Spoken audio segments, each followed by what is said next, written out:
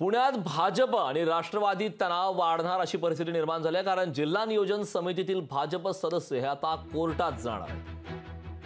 निधी वाटपात अन्याय होत असल्याचा आरोप करण्यात आलाय। पालकमंत्री अजित पवार हे जिल्ह्यात निधी वाटपात भाजप सदस्यांवर अन्याय करत असल्याचा आरोप करण्यात आलाय।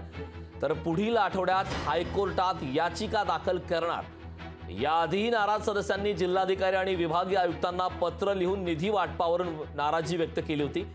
जिल्ह्यात अजित पवार यांच्याकडून भाजप सदस्यांना फक्त 5% निधी दिल्याचा आरोप करण्यात आला।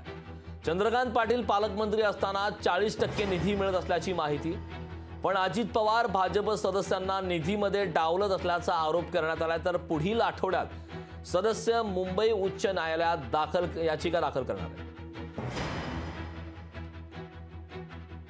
आता मी तुम्हाला सांगितलं होतं की महाविकास आघाडीमध्ये सुद्धा विरोधी पक्षांना हेच तत्व होतं, तेच तत्व महायुतीच्या काळात ठरलेलं आहे।